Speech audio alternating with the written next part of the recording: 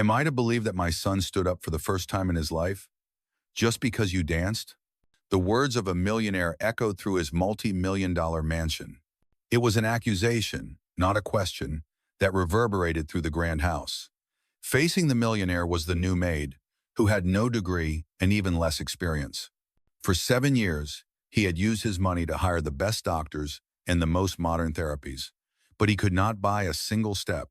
Now, a miracle had occurred right in his living room, and the instigator was just a spontaneous dance to a soul music tune.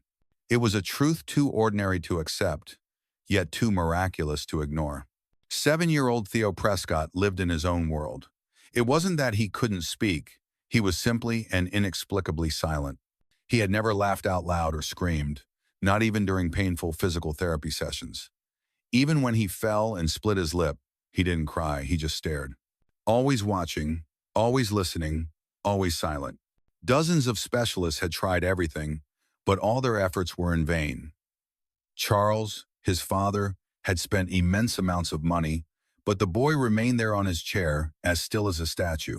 Theo's mother had left when he was 2, unable to accept the reality that her son would live with his limitations for his entire life. She walked away, leaving Charles to bury himself in work to numb the loneliness. The only person who stayed was the housekeeper, Elma. But even she eventually complained that she was getting too old to manage everything. That's when she recommended a woman, someone very different. Not a nurse and not a nanny, just a woman with a lot of life experience who knew how to keep a house neat and tidy. Her name is Nia Traylor, Elma said. She's not fancy, but she has a good heart. Charles didn't care about a good heart. He needed someone who would follow all the rules, stick to a schedule, keep the house clean, and not make things any worse. Still, he nodded in agreement. A week later, Nia arrived. She had only one suitcase full of old clothes, a box of vinyl records, and a plastic frame photo of her 2 sons. Theo did not say a single word to Nia when she arrived, and she didn't say much either. She simply looked straight into the boy's eyes, smiled softly, and said, "You don't have to talk, little one. I'll do the talking for you." And she did. Every morning and every afternoon, she filled the house with stories about Georgia, about raising her sons alone, and with the warm sounds of soul music. Charles only recognized the miracle when Theo stood up that morning. But what he did not know was that something much deeper had been happening in the days leading up to it. The first thing Nia noticed about Theo was not his wheelchair, but his eyes. She called them old man's eyes, the way Southerners describe a child who has carried too much sorrow. His gaze was not empty, but seemed held back, as if he was waiting for a reason to care about the world. Theo observed everything. He noticed how Nia moved the cereal box, how she folded towels differently than Elma, and listened to her humming as she cooked. He did not speak. He just quietly watched, tilting his head slightly whenever she passed by. This didn't bother Nia. On the contrary, it reminded her of her youngest son, Linnell. Linnell was quiet just like that, she said, as she cracked eggs. He didn't talk until he was 4. He'd just sit there, eyes wide open, watching everything like he was grading the world. Theo simply blinked. Nia continued, "Of course, once he started talking, he never stopped. One time he dreamed our dog robbed a bank with an ice cream cone. I told him, 'Boy, that's the silliest thing I've ever heard.'" From the hallway, Theo let out a small, quiet puff of air. It might have been a laugh, or it might not have been. Nia didn't push him. She just kept talking as if he were responding. She talked nonstop while dusting, scrubbing the walls, or pushing the mop. She told him stories about Lennel frying bacon with an iron, about humid summers without air conditioning where they had to sleep with wet towels, or about her mother's peach cobbler recipe that she could never get quite right. "You know what I learned?" Nia said as she peeled a potato. "People think you talk to connect, but you're different." She turned and looked at Theo. "You listen. I can feel it." Theo didn't look away, but simply gave a slight nod. Nia smiled, her eyes welling up with tears. That single nod meant more to her than any complete sentence ever could. The following days passed peacefully. Nia started playing her old vinyl records whenever she cleaned. Each morning, the music of Sam Cooke, Aretha, or the Staple Singers would fill the house, not too loud, but just enough to make the rooms feel warm. Theo sat by the window, watching quietly. He watched Nia wipe the windows, humming slightly off-key, and dancing around the coffee table with a rag in her hand. One day, Nia looked up and caught Theo tapping his fingers against the arm of his chair. It was a very subtle movement, almost imperceptible, but there was a rhythm to it. "Hey, little man," she said. "You got a little rhythm in you, don't you?"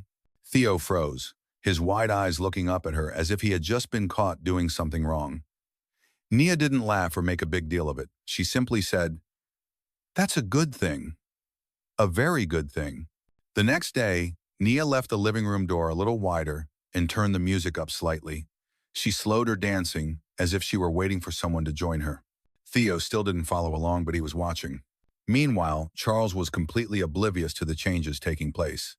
He had grown accustomed to the silence and now considered Nia to be just background noise. "Is she working out?" Charles asked Gina. "Everything is in order." Theo seems calmer. "Good, keep her on." Charles didn't care how she was doing it. He didn't ask how she was accomplishing these things. He didn't care. Theo, however, did. Because every story, every off-key note from Nia was planting something deep within him. Not hope, but familiarity. The feeling that someone saw him and wasn't afraid. Sometimes, familiarity can quickly turn into something else, especially when the right song comes on at the right time. Nia Traylor never intended to be a housekeeper.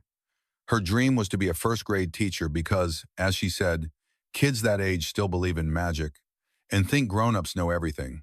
But life does not follow a plan, and everything changed after a car accident in 2007. It was a rainy Sunday in Georgia, and her husband, Leonard, was driving the family home from church in their old Honda Civic. Unexpectedly, a truck ran a red light and slammed into their car, hitting the passenger side. Leonard was killed instantly. 3 days later, Nia woke up in the hospital with bruised ribs, a dislocated shoulder, and a 4-year-old son who had stopped speaking. That was Leno. Her older son, Kendrick, had been in the back seat and only suffered emotional trauma. After losing her husband, Nia had to rebuild her life from scratch.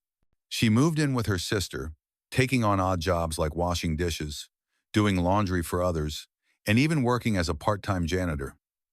She never complained. Still, every day, she talked to her sons. Even when Leno was silent and Kendrick was difficult, she persisted in talking to them, singing to them, and loving them. "I know what silence feels like," Nia told Theo while polishing the banister. "But I also know that silence is not the end. Not if someone is still talking to you like you're right in the middle of a conversation." When she arrived at the Prescott mansion, Nia had no degree or impressive resume. She only brought what life had taught her, that the quietest children are listening, that people heal when they are seen, and that sometimes persistence is the most powerful medicine. In her first days in Connecticut, Nia felt like she had been dropped into a foreign world. The massive house had fingerprint-activated doors and a refrigerator that talked. Her first night, she walked through the kitchen and muttered, "This place has more buttons than a space shuttle." But she was not discouraged. She quickly found her rhythm. Wake up at 6:30 a.m., make breakfast at 7 a.m., vacuum the east wing before 9 a.m., and clean the bedrooms before noon. Everything was in its proper place. The person Nia paid the most attention to was Theo. She knew he liked his scrambled eggs soft and his toast cut into triangles. She knew he would only wear dark blue socks, hated overhead lights, and preferred the curtains to be open just enough to let the sunlight in. This wasn't spoiling him, it was subtle observation. And Theo noticed. One night, while tidying up the kitchen, Nia felt a gentle touch on her elbow. She turned to see Theo in his wheelchair, holding an Otis Redding record. She smiled softly and took it from him. "You want me to play this tomorrow?" Theo gave a slight nod. "All right," she whispered. "We'll listen to a little bit of Otis. Based on your request, here is the translated text, tailored for a native English-speaking audience and suitable for platforms like YouTube." The next morning, as promised, Nia placed the record on the player. The warm, raspy voice of Otis Redding filled the room. Nia, wearing old slippers and an apron, started swaying to the music. She didn't look at Theo, wanting him to feel free without any pressure. She closed her eyes, turning in one circle, then two. When she opened her eyes, she saw Theo standing in the doorway. He had left his wheelchair, his hands gripping the banister, his legs shaking and his face pale. But his eyes were locked on her. "Little one," she whispered, "don't be scared. I'm right here." Theo didn't fall, and he didn't run. He just stood still. Nia didn't panic. She just kept dancing. Slowly, gently, patiently, as if the floor was telling a story that only the two of them knew. Nia hummed a soft melody from her childhood lullabies, held a colorful ball just within Theo's reach, and whispered, "Come on, son. You can reach it. Feel the ground beneath you. It's as steady as your own heartbeat." Theo's face, usually scrunched with effort, broke into a hesitant smile. His small hands pushed against the floor, his knees slightly bent. It was a tiny movement, but it made Alexander's heart pound. This was a bigger step than any specialist had achieved in months. She was completely focused on the boy. Her method followed no curriculum, no charts, no equipment, just simple games drawn from her own childhood in a nurturing home where material things were scarce but imagination was plentiful. As Theo wiggled his body forward, giggling after the rolling ball, Alexander entered. His voice was a mix of awe and disbelief. "How? How did you do it?" Nia looked up, unwavering, her dark eyes meeting his with a quiet confidence. "Mr. Voss, it wasn't about doing it. It was about being there." Theo was waiting for someone to meet him where he was, not where we wanted him to be. Based on your request, here is the translated text, tailored for a native English-speaking audience and suitable for platforms like YouTube. For the first time, Charles looked at Nia with a challenging gaze. "You need to tell me what happened. What did you do? Did you pull him up? Did you stage this?" Nia remained still. "Sir, was that safe? What if he fell?" "I didn't touch the boy," she replied. "Did you not encourage him?" "I danced." He watched. "That's all." Charles leaned forward. "You expect me to believe that my son stood up for the first time in his life, just because you danced?" Nia looked him directly in the eyes, unafraid. "I don't expect you to believe, but I do expect you to listen. That boy has been surrounded by people who talked about him as if he weren't in the room. Doctors, therapists, even you. They looked at him through the lens of what he could not do, not what he could." She leaned back. "I did not push him. I just showed up every day and treated him like a person, not a patient." "And you think that's all it took?" Charles narrowed his eyes. "No, I think that's all he needed." There was a long silence. Charles looked down at his hands, rubbing his palms. Her words had reached him because they weren't wrong. Nia stood up. "I'm not trying to take credit for your son's progress, but I'm not going to pretend he didn't take those steps on his own. I just danced." Charles rose slowly. His voice softened. "I've spent millions of dollars on the best people, and you're saying he just needed someone to talk to him?" "No. I'm saying he needed someone to see him and notice him." He didn't reply, just walked to the liquor cabinet and poured himself a glass. Nia waited a moment and then turned to leave. But before she reached the door, his voice came again, quieter this time. "Why the music? Why do you always play those records?" Nia smiled gently. "Because songs don't ask for anything. They don't demand that you move or get disappointed when you stay still. They just exist. And sometimes, when you're ready, your body listens on its own." That evening, Charles sat back in the living room. He reviewed the footage. Theo watching, Nia dancing, and then those slow, trembling, but real steps. Upstairs, Theo couldn't sleep. He stared at the ceiling, trying to find the words for what he was feeling. He thought about Nia's singing, the way she moved, and how she never demanded anything, yet made him feel like he could. He closed his eyes and whispered into the air, "I'm not scared anymore." The conversation lasted into the evening. For the first time in years, Charles canceled meetings, captivated by Nia's insights and resilience. Laughter lingered in the house, marking the beginning of a shift where impossibility was slowly giving way to hope. Outside, the rain had tapered off, as if the sky itself had acknowledged the internal change within the home. Charles reflected on his wife's words. To cherish the moments, not the milestones. The words he had once dismissed in his grief now resonated as Nia breathed life into old routines. Theo's small victories were a prelude to a larger transformation. The silent house was being awakened, not by grand gestures, but by the subtle power of connection. Nia returned to her room with a renewed sense of purpose, unaware that her simple actions had challenged Charles's worldview, which had been defined by privilege and isolation. His phone buzzed with missed calls, but this time he did not answer, prioritizing the boy who had just shown him his first glimmer of hope. The mansion no longer felt imposing, but rather like a canvas for new beginnings.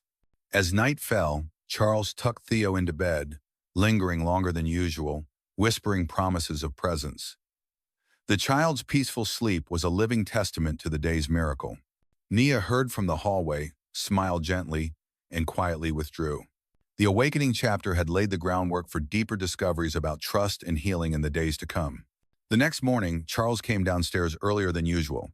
He found Nia stirring porridge in the kitchen and Theo sitting at the table with a coloring book. "Morning," Charles said, his voice husky. Nia nodded. "Good morning, Mr. Prescott." He walked over to the table and looked at the drawing. "Is that a record player?" Theo offered a small smile. "He says he wants to learn how to use mine," Nia said without turning around. Charles nodded. "Maybe we should get him his own." He didn't look at her but continued. "If he's going to stand, he might as well learn to dance too." However, before their new routine could fully settle, Nia had one more truth to share. Something she hadn't spoken about since her husband's death. It was a cool Sunday morning. Nia stood by the flower bed, her hands buried in the soil. Not to garden, but simply to feel it. She had done this since the accident, as a way of reminding herself that she was still here, still breathing, still grounded. Theo quietly wheeled himself over to her side. He said nothing, just watched for a moment before speaking softly. "Miss Nia." She turned, wiping her hands on her apron. "Yes, little one? Can I ask you something?" "Anytime." The boy looked down at the ground and then back up. "After something bad happens, are you ever scared to talk again?" She didn't answer right away. Instead, Nia pulled out a folded, old, yellowed piece of paper from her apron pocket. It was a drawing. Two boys, a man with a crooked smile, and her in a triangular dress with long arms. "My son Lionel drew this when he was 5, she said softly. A year after the accident, she handed the picture to Theo. He stopped talking after his dad died for an entire year. But every week, he would draw pictures like this. It was his way of telling me he was still there. Theo ran his fingers lightly over the small stick figures. Nia knelt down in front of him, getting to his eye level. "I was scared every single day," she said. "But not because he was silent. It was because I didn't know if he would feel safe enough to come back." She paused. "Have you ever felt that way? Like the words are stuck?" Theo nodded. She smiled. "That's okay. The words will come when they're ready. And until then, you just keep living, keep dancing, keep listening." Something else had begun to take root in the Prescott house. Theo wasn't just standing anymore. He was walking, slowly, a few steps each day. Some days were harder than others, but he kept trying. He was also talking more. Short sentences, still quiet but clearer, and always to Nia. Charles, for the first time in years, was home more often. He stopped scheduling back-to-back calls, sitting in the living room, listening to the records, asking Theo what he was drawing, and even tried to dance once. It was stiff and terrible. Theo laughed, a big, hearty laugh. Charles looked at Nia and said, "That's worth more than any deal I've ever signed." She just nodded and handed him another record. 3 weeks later, Charles asked Nia to stay on full-time, not as a housekeeper. As Theo's companion, aide, whatever title she wanted, she smiled. "I'll stay," she said, "but no title. Just Nia." One night, after Theo was in bed, Charles and Nia sat at the kitchen table with coffee. He looked at her and asked the question he had been avoiding for weeks. "Why did you come here from Georgia?" She stared at her coffee cup for a long time, then said, "Because after Lionel died, I needed to feel like I could still reach someone." He froze. "Lionel died?" She nodded slowly. 3 years ago, a sudden asthma attack. He was gone before the ambulance arrived. Charles said nothing. What could he say? Nia looked at him gently. I don't talk about it much. It still hurts.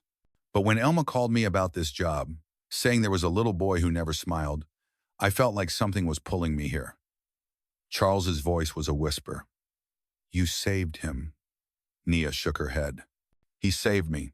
That night, Nia stood in Theo's doorway, watching him sleep.